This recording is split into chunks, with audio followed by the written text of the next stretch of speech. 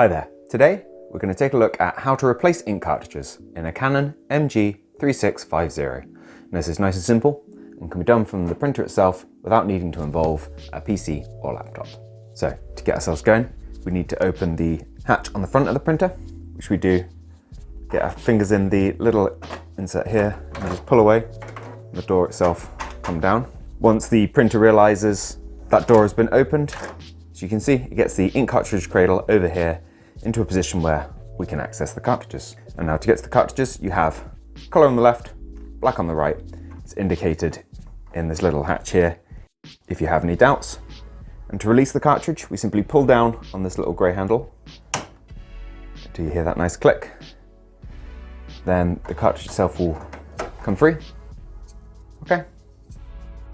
Now this machine's working fine, but ordinarily you'd get your new cartridge and remove any protective packaging that might be on there.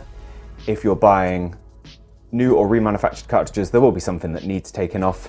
This will ordinarily be either a shipping clip on the front, which you can remove, but it's also worthwhile, particularly with remanufactured cartridges, making sure that you've gotten rid of any coloured tape and paper tabs, which will almost certainly be covering both the printhead on the front, sometimes these contacts here.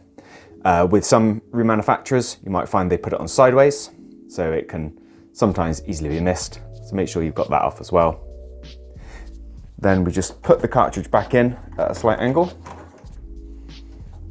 And instead of having to clip it up into place, we just lift this little grey lever back into place. Repeat if you need to for the other cartridge. Then we lift this back up. Then your printer will take a look at the cartridges, make sure it's entirely happy, and then you can carry on printing. I hope you found this short video useful. If you have, let me know with a like. If there's anything else you'd like to add, put it in the comments down below. Otherwise, take care, and I'll see you next time. Bye bye.